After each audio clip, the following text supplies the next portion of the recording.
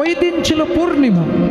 ওই পূর্ণিমা তিথিতে স্বয়ং লক্ষ্মী দেবী বলি মহারাজের হাতে একটা রাখি বেঁধে দিলেন।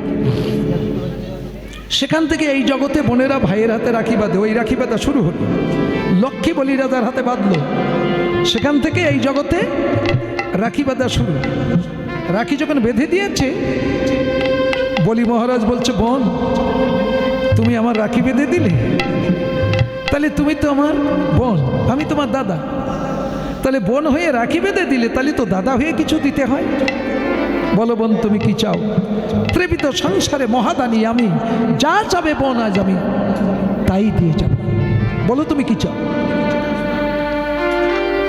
তখন লক্ষ্মী বলছে, সুযোগ তো বারবার আসে না, জীবনে দুই একবার আসে, কেউ ধরতে পারে কেউ পারে না, তার জন্য অনেক সচেতন থাকতে হয়।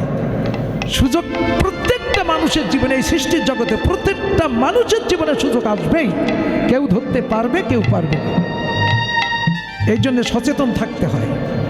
এইবার সুযোগ এসে গেছে, লক্ষ্মী বলছে, দাদা আমি যা চাবো তা পাবো?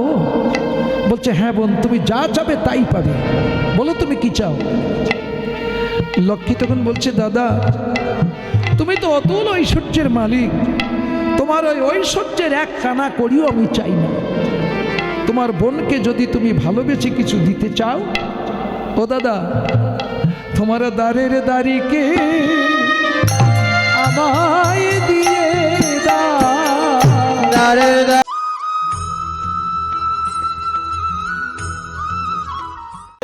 হই হই রবে গোরা ফিরায় পাশে। আচ্ছা, একই শব্দ একই অক্ষর,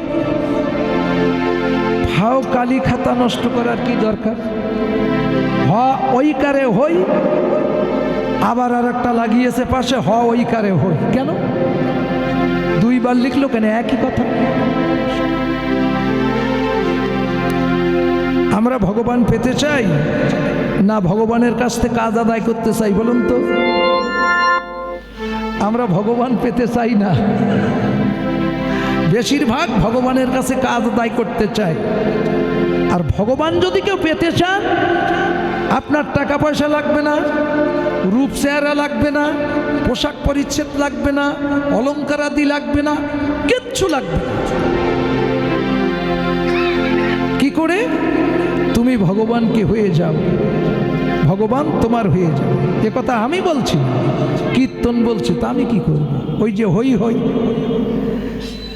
তুমি আমার হও আমি তোমার হই। একটা হই হলো আপনাদের ভক্তগণের, আর একটা হই হলো ওই ভগবানের। ভগবান বলছে হই হই, যে আমার হয় আমি তারে হই। যদি ভগবান পেতে চাও, বেশি সময় লাগবে না, তুমি ভগবানকে হয়ে যাও, ভগবান তোমার হয়ে যাবে। আমারে তো যে যে ভক্ত ভজে যে যে ভাবে, আমি শেষে ভাবে ভজি মোর স্বভাব। আমারে যে ভজে জইছে, আমি তারে ভজি তৈছে। গীতা কি বলছে? যে যথামাং প্রবদ্যন্তে তংস্ততৈবা ভজম্মহ মম বর্তানুবর্তন তর্তে মনুষ্য পার্থ সর্বস্ব। হে অর্জুন, আমাকে যে ভক্ত যেমনভাবে ভজনা করে, আমি তাহার কাছে তেমনিভাবে অনুগ্রহ হইয়া থাকি। অর্থাৎ মানুষই আমাকে সকলভাবেই ভজনা করেন, সকল ভজন পন্থার লক্ষণ আমি। দেখবেন, নগদ ব্যবসা সনাতন ধর্ম, বুঝলে না বুঝলে বাকি। এখানে দুইটো দিক, একদিকে ভগবান আর একদিকে টাকা কামিনী কাঞ্চন বিষয় সম্পত্তি। আমরা কোন দিকে যাচ্ছি? আমার কথাই বলি, আপনাদের তো আমি চিনি না, জানি না কার ভিতরে কি আছে, আপনারাই জানেন।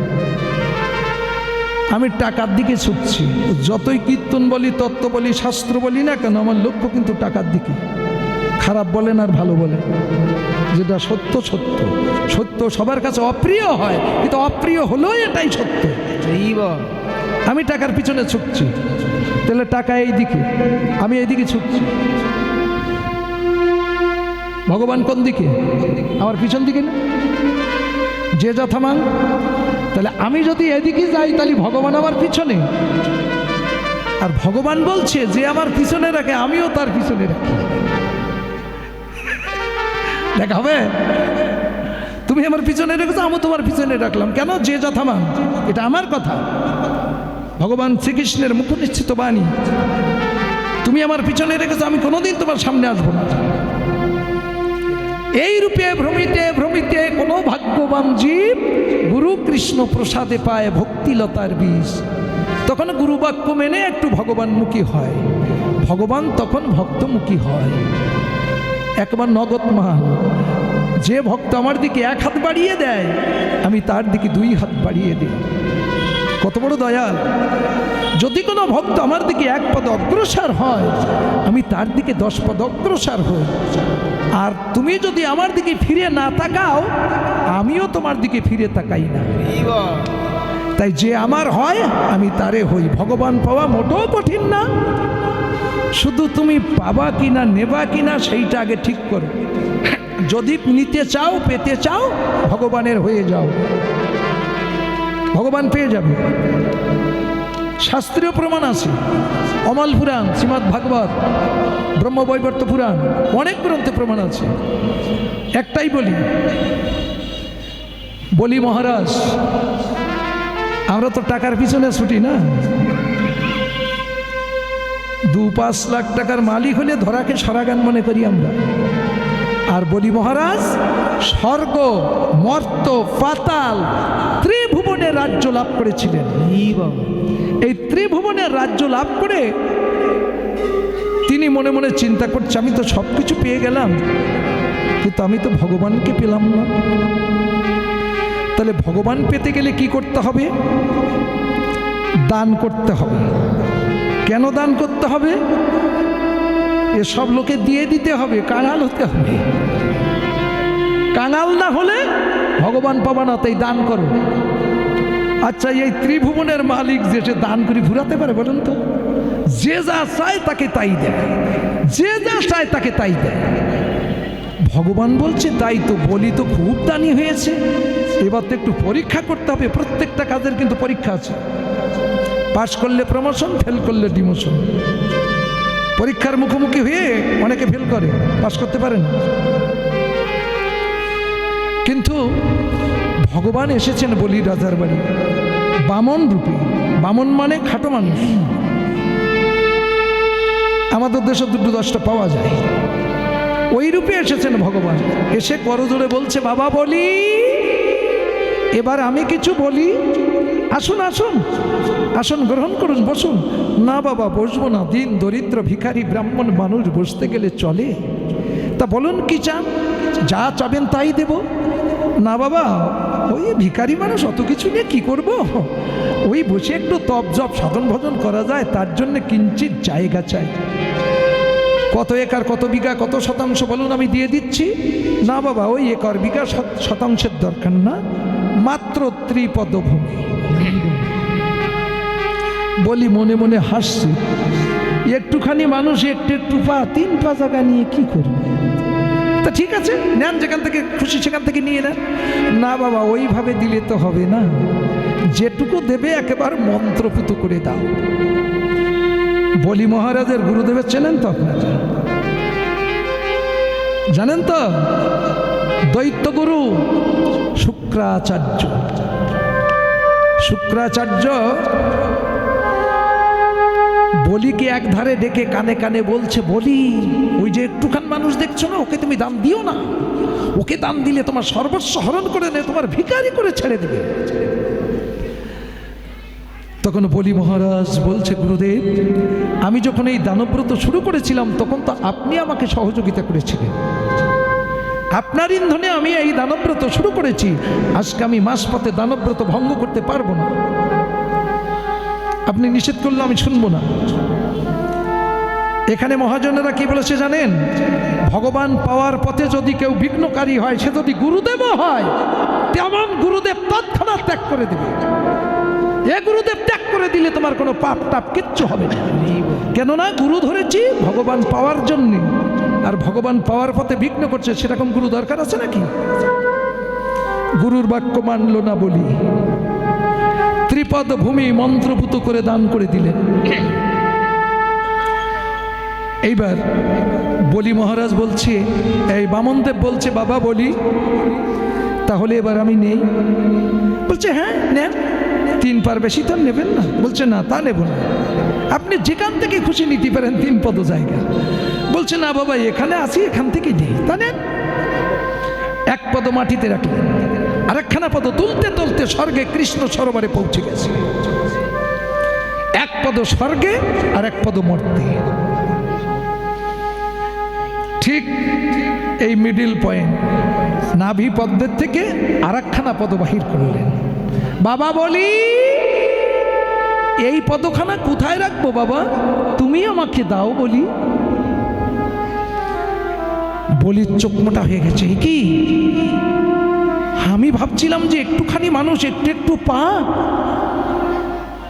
কিন্তু 1 পদে আমার মর্তধাম নিয়েছে, আর 1 পদে স্বর্গধাম নিয়েছে।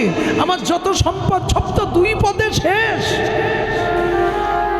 আর 1খানা পদ বাহির করেছে, ওইখান রাখার জায়গা তো আমার আর নেই, আমি কোথায় রাখতে দেব? পুরুষ মানুষ যখন বুদ্ধি হারিয়ে ফেলে, অগত্যই তখন যাকে জীবনে কোনোদিন কাজে লাগায়নি সেই দিন কাজে লাগায় প্রায় পুরুষ মানুষ। সে কে? নিজের স্ত্রী। স্ত্রী কাজে লাগে, বিপদে পড়লিতেই কাজে লাগে না। এর আগে যতই সৎযুক্তি দেখলেন, আমরা প্রত্যেকটা পুরুষ মানুষই বলি বোঝো কি, মেয়ে ছেলের মতো থাকো, আইন কানুনে বোঝো কি তুমি, ধাপ্পা মেরে চাপ্পা মেরে রেখে দেয়। কিন্তু কলে পড়ে গেলে সুসুর করে যুক্তি নিতে সবাই যায়, কেউ তো কারো সঙ্গে কবে না আমি কই গেলাম। ওগো, তার স্ত্রীর নাম ছিল সত্যবতী। কোনো দিশা না পেয়ে সত্যবতীর কাছে ছুটে এসেছেন। ওগো সত্যবতী, তুমি তো গৃহকর্মে মেতে আছো, এদিকে যে কি ঘটনা ঘটে গেলে একটাবার তো দেখলে না? কি ঘটেছে স্বামী গো? জানো আজকে না একজন আমার কাছে দান নিতে এসেছিল, সে 3 ভূমি দান চেয়েছিল, আমি একেবারে মন্ত্রপুত করে 3 ভূমি দান করে দিয়েছি। ওগো, সে 1 পদে আমার মর্তধাম নিয়েছে, আর 1 পদে আমার স্বর্গধাম নিয়েছে। সেই নাভি পদ্মের থেকে আর 1খানা পদ বাহির করেছে, ওইখানা রাখার জায়গা আমি আর দিতে পারছি না। সত্যবতী বলছে, স্বামী গো, এখনো তুমি অন্ধ রয়ে গেলে, এখনো তোমার চোখ ফুটলো না? আজকে যে তোমার কাছে দান নিতে এসেছে সে স্বয়ং ভগবান। এই তুমি দেখলে কখন? তুমি কখন দেখতে গেলে? আমি দেখতে যাইনি, আমি দেখিনি। তাহলে কি করে বলছো? বলছি তো হয়, এমন কাজ ভগবান ছাড়া কোনো সাধারণ মানুষের দ্বারাই কখনো সম্ভব না। বুঝেছ?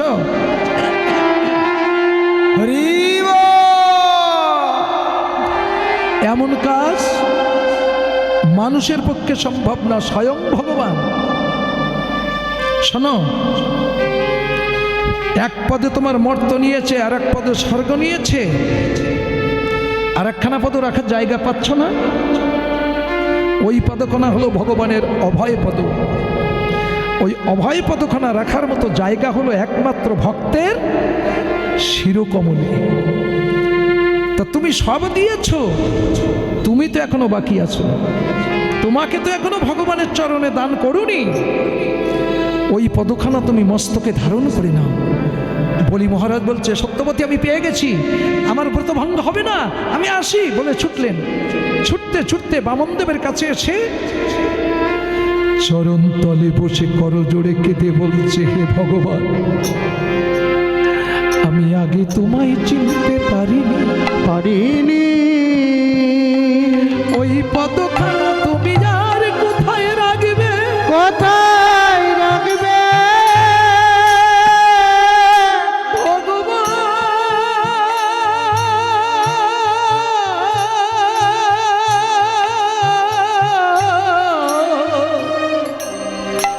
ওই পদখানা তুমি আর কোথায় রাখবে? কোথায় রাখবে? ও পদ পাওয়ার আশা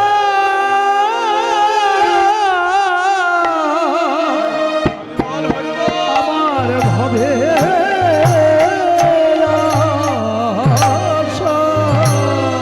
পদ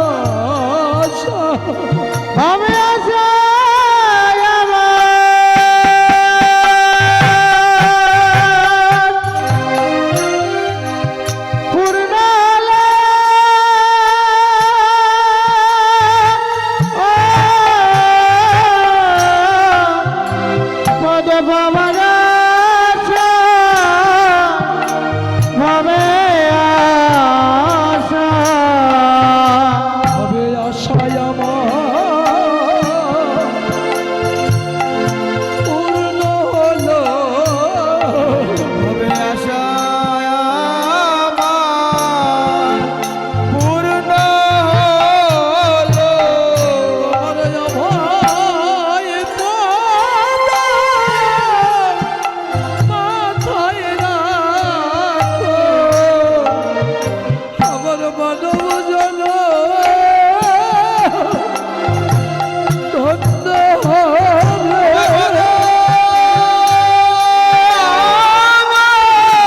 আমার আমায় মাথায় রাখো, আমার মানব জন ধন্য হবে। আমার মাথায় রাখো মানব জন ধন্য হবে। আমার মাথায় রাখো মানব জন ধন্য হবে। আমার মাথায় রাখো মানব জন ধন্য হবে। আমার মাথায় রাখো মানব জন ধন্য হবে। মানব জন ধন্য হবে। অভয় পদ আমার মাথায় রাখো। ওগো ভগবান, তোমার ওই পদ আর কোথায় রাখতে দেব? বাকি আছে আমার এই জায়গাটায়, তুমি রেখে দাও। বলি মহারাজ সে পদখানা মাথায় ধারণ করে নিলেন। বামনদেব ভগবান বলছে, বলি তুমি তো চালাক কম নও কেন প্রভু? আমি কি করেছি? বলি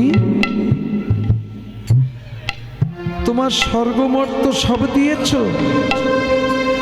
তুমি বাকি ছিলে, তোমাকেও আমার চরণে দান করে দিয়েছ। জানো বলি, এই জগতে যে সর্বস্ব সবকিছু আমাতে দিয়ে দেয়, আমার একটা নীতি আছে কি জানো?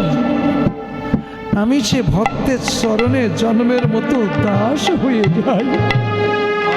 হরিবল হরিবল। তা বলি তোমার সর্বস্ব সব তুমি আমাকে দিলে, আর আমি যে বাবা তোমার হয়ে গেলাম,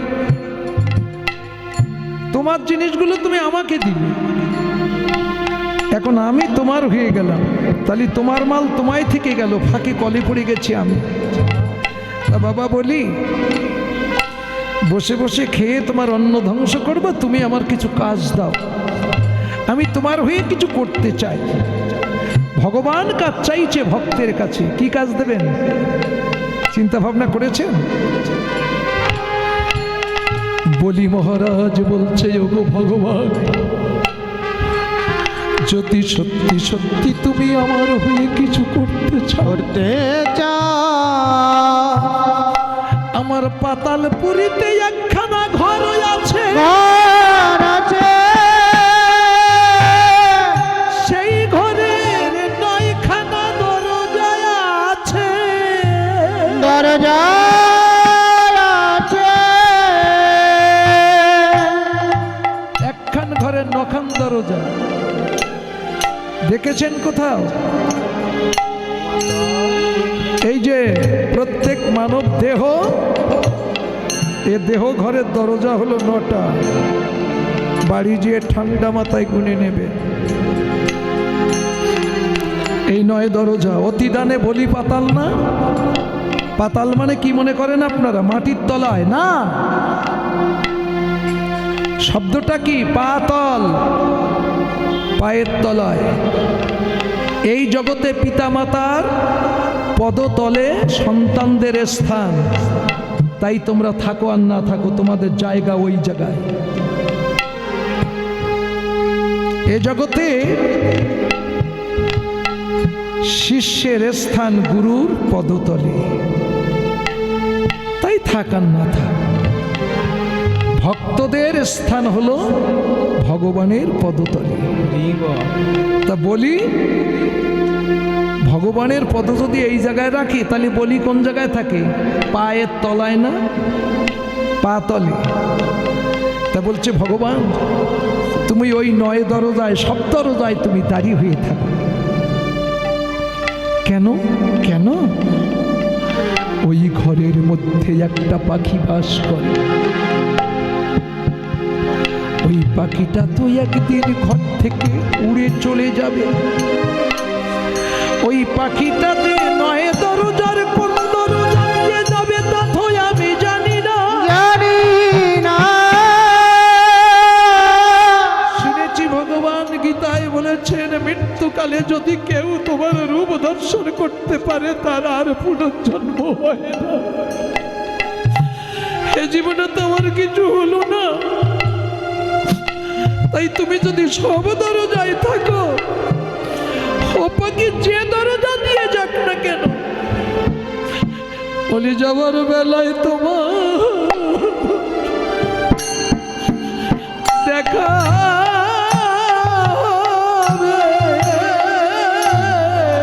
তো যাওয়ার বেলায় তোমার দেখা হবে। পাখি যে দরজা দিয়ে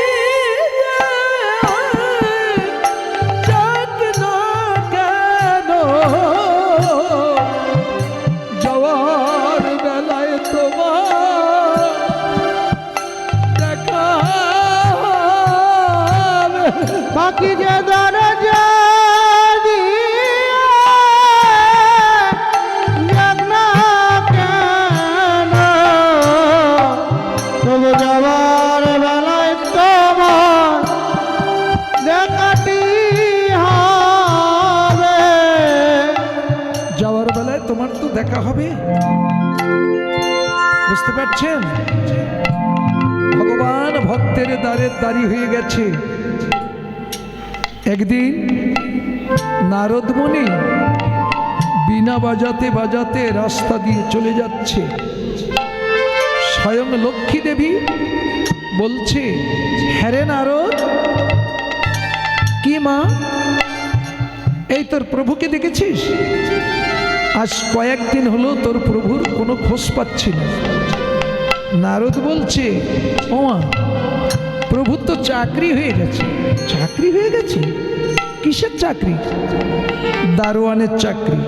কোথায়? বলি মহারাজের বাড়ি। এই বেতন কত করে জানিস? ও মা, বেতনের কথা শুনো না। কেন? বলছে পেটে ভাতে। ধ্যাৎ, পেটে ভাতে। এরকম চাকরির মেয়াদ কতদিন? ওমা আজনম, যতদিন বাঁচবে ততদিন। লক্ষ্মী বুঝতে পারছে যে নারদ একটু হিয়ালির ছলে বলছে। বলছে, ও বাবা নারদ,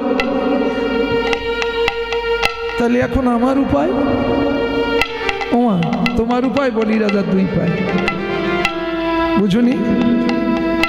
তোমার ভগবান ভক্তের দ্বারে দাঁড়ি হয়ে গেছে। এখন ওই ভগবান যদি তুমি পেতে চাও, তাহলে ওই ভক্তের চরণধুলি দয়া করে মাথায় তুলে নাও, তবে তুমি ভগবান পাবে, নইলে পাবে না। আমাদের লোকের পায়ে হাত দিতে গেলে পেস্টিস পাংচার হয়ে যায় না? আর যিনি নারায়ণের বক্ষ বিলাসিনী লক্ষ্মী, সেও বলি মহারাজের পায়ের ধুলো নিতে যাচ্ছে। সাধারণ মহিলা রূপ ধারণ করে বলি মহারাজের বাড়ি এসেছে। দেখে বলি বসে আছে, বলছে যদি পায়ে হাত দিতে না দেয়, অনেকে তো লাফালাফি করে, পায়ে হাত দিতে দেয় না। তা লক্ষ্মী তো বড় বুদ্ধিমতী, যেতে যেতে কাছাকাছি এসেছে, তবে নিজের পায়ে পা বাঁধিয়ে হুচুট খেয়ে পড়ে গেছে। এমন কায়দা করে পড়েছে, একেবারে লক্ষ্মীর মাথাটা বলির পায়ের উপরে যেয়ে পড়েছে। হঠাৎ করে কেউ যদি কারোর পায়ের উপরে পড়ে, সে অমানুষ হলে তাকে ধরে তোলার চেষ্টা করে না? তখন বলি মহারাজ লক্ষ্মীর 2টি বাহু ধরে টেনে তুলছে। ওটো বোন, ওটো বোন, ওটো। আহারে বোন, খুব লেগেছে বুঝি তোমায়, ওটো ওটো। যখন টেনে উঠাচ্ছে, লক্ষ্মী আস্তে আস্তে উঠছে আর মনে মনে যুক্তি আসছে। ও যখন আমাকে বোন বলেছে, তাহলে সম্বন্ধটা আর একটু গাঢ় করে নিতে হবে। ওই দিন ছিল পূর্ণিমা, ওই পূর্ণিমা তিথিতে স্বয়ং লক্ষ্মী দেবী বলি মহারাজের হাতে একটা রাখি বেঁধে দিলেন। সেখান থেকে এই জগতে বোনেরা ভাইয়ের হাতে রাখি বাঁধে, ওই রাখি বাঁধা শুরু হলো। লক্ষ্মী বলি রাজার হাতে বাঁধলো, সেখান থেকে এই জগতে রাখি বাঁধা শুরু। রাখি যখন বেঁধে দিয়েছে, বলি মহারাজ বলছে, বোন তুমি আমার রাখি বেঁধে দিলে, তাহলে তুমি তো আমার বোন, আমি তোমার দাদা, তাহলে বোন হয়ে রাখি বেঁধে দিলে, তাহলে তো দাদা হয়ে কিছু দিতে হয়। বলো বোন তুমি কি চাও? ত্রিবিধ সংসারে মহাদানী আমি, যা চাবে বোন আজ আমি তাই দিয়ে যাব। বলো তুমি কি চাও? তখন লক্ষ্মী বলছে, সুযোগ তো বারবার আসে না, জীবনে দুই একবার আসে, কেউ ধরতে পারে কেউ পারে না।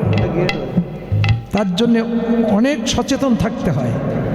সুযোগ প্রত্যেকটা মানুষের জীবনে, এই সৃষ্টির জগতে প্রত্যেকটা মানুষের জীবনে সুযোগ আসবেই, কেউ ধরতে পারবে কেউ পারবে না।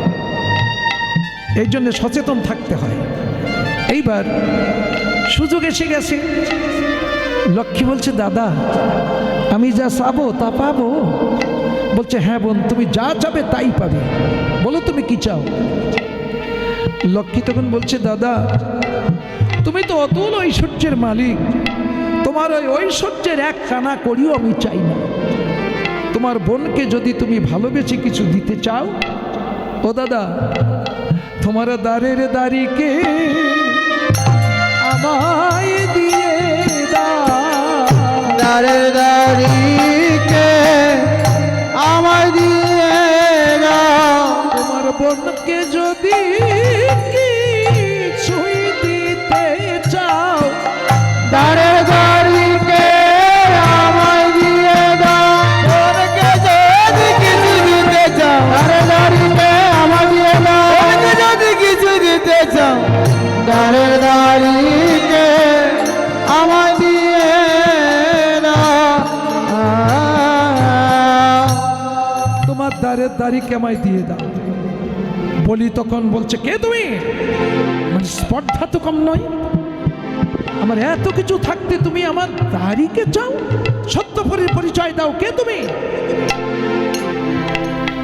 তখন লক্ষ্মী বলছে, পাগলা যে খেপে গেছে, আসল রূপ না দেখালে তো শান্ত হবে না। তখন জ্যোতিষময় লক্ষ্মী রূপে দাঁড়িয়েছে। মা তুমি? হ্যাঁ বাবা, ভগবান তোমার দ্বারে দাঁড়িয়ে হয়ে গেছে, তাই তোমার সেই ভগবানকে পাওয়ার জন্য তোমার মতো পরম বৈষ্ণব ভক্তের চরণধুলি ছাড়া আমি তো পাবো না, তাই আমি ছদ্মবেশে তোমার চরণধুলি নিতে এসেছি। এই এখানে যারা বসে আছে না, এর মধ্যে দুই একজন ওই রকম এসে কিন্তু বসে ভক্ত সমাজে। এই জন্যে এইরকম দিন জীবনে আসতেও পারে, নাও আসতে পারে, তাই আশেপাশে যে কটা হাত পাটা পাও, কটা একটু শুয়ে টুয়ে নিও। কেন?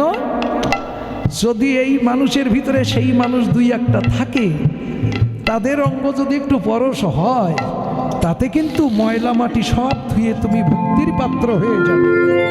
এটা কিন্তু অনুমান না, এটা বর্তমান।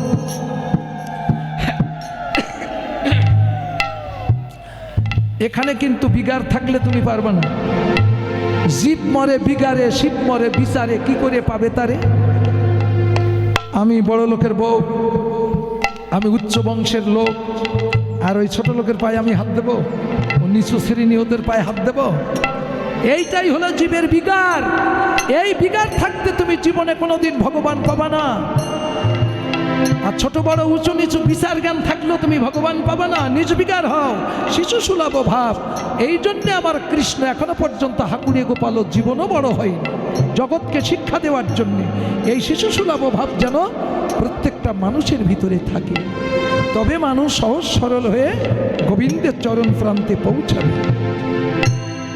তাহলে দেখলেন তো, কীর্তন মিথ্যা না, যে আমার হয় আমি তারে হই। তাই হই হই রবে গোরা ফিরায় পাচুনি। পাচুনি মানে লাঠি, মানে দণ্ড, ভক্তির দণ্ড অটোমেটিক ঘুরাচ্ছে প্রভু, যে তোমরা আমার হয়ে যাও, আমি তোমাদের হয়ে যাব। তাই হই হই রবে গোরা ফিরায় পাচুনি। ও গোরা মায়া শুন